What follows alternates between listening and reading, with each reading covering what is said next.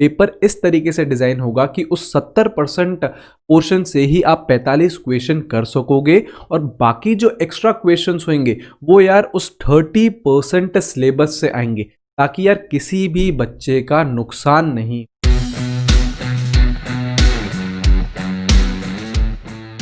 Specifically NEET की बात करें तो बहुत ही ज़्यादा बसड़ मच चुकी है, इतना ज़्यादा कन्फ्यूजन हो चुका है।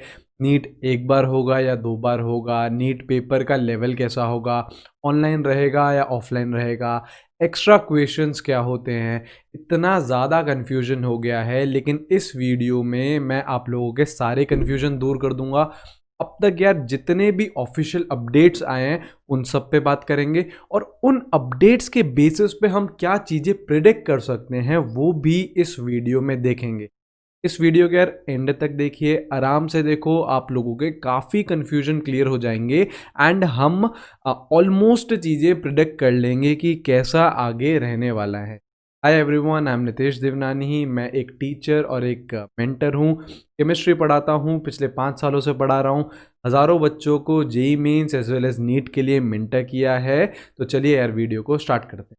सबसे पहला कन्फ्यूजन तो ये है कि नीट एक बार होगा या फिर दो बार होगा।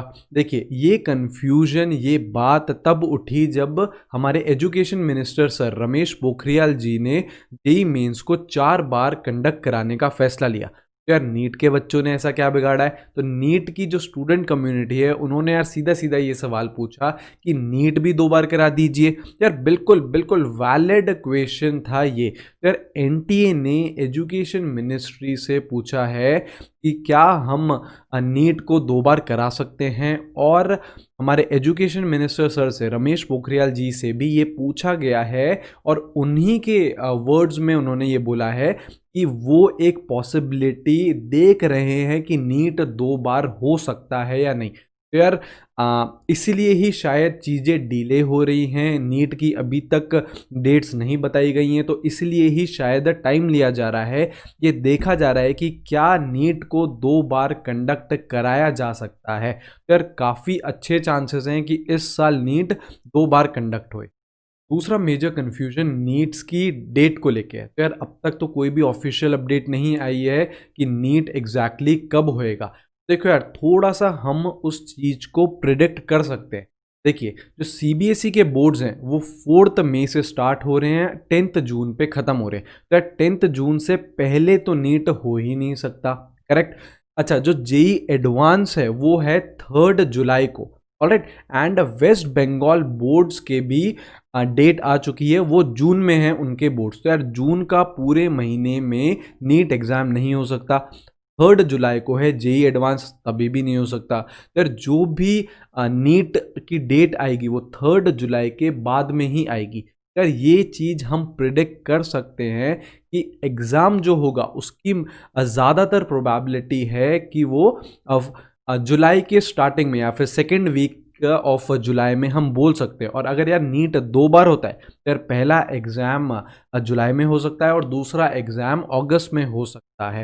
यार नीट की डेट्स ऑफिशियल नहीं आई है, लेकिन और सारे इवेंट्स को हम कंसिडर करके नीट की डेट्स प्रिडिक्ट कर सकते हैं। तीसरा मेजर कन्फ्यूजन ये है कि नीट का एग्ज़ाम ऑनलाइन होगा या फिर ऑफलाइन होगा।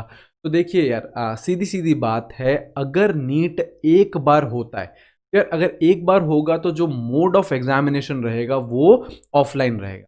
लेकिन अगर नीट 2 बार होता है तो मोड ऑफ एग्जामिनेशन ऑनलाइन होने के काफ़ी ज़्यादा चांसेस हो सकते हैं, क्योंकि यार जब 2 ऑन नीट एग्जाम्स रहेंगे तो यार उनकी परसेंटाइल निकालना, क्योंकि अलग अलग सेशंस होंगे, फिर एकदम जेई पैटर्न पे आ जाएगा। अलग अलग सेशंस होंगे, उनकी परसेंटाइल्स निकलेगी। तो यार वो सारी की सारी चीज़ें बहुत एफिशिएंटली आप ऑनलाइन सिस्टम में ही कर सकते हो। यार अगर नीट एक बार होगा तो मोड ऑफ एग्जामिनेशन ऑफलाइन रहेगा। अगर नीट 2 बार होगा तो बहुत ज़्यादा चांसेस हैं कि जो मोड ऑफ एग्जामिनेशन है वो ऑनलाइन हो जाए। Fourth major confusion is NEET paper का लेवल कैसा होगा। तो देखिए यार, नीट पेपर का लेवल एग्जैक्टली आप नीट 2020 का पेपर उठाइए, वैसा सा ही कुछ पूछा जाएगा आपके नीट 2021 में। फंडामेंटल बेस्ड होगा, एनसीईआरटी बेस्ड आप का पेपर आएगा। इस पे यार मैं बहुत ही डिटेल्ड वीडियो बना चुका हूँ कि एग्जैक्टली कैसा कैसा लेवल हो सकता है नीट 2021 का। ठीक है, डिस्क्रिप्शन में मैं लिंक दे दूंगा, उसको ज़रूर जाके देख लेना। लेकिन मोटी मोटी बात यह है कि जो नीट 2021 का लेवल रहेगा वो एग्जैक्टली सेम 2020 जैसा ही हम प्रिडिक्ट कर सकते। Fifth major confusion is NEET के सिलेबस को लेके।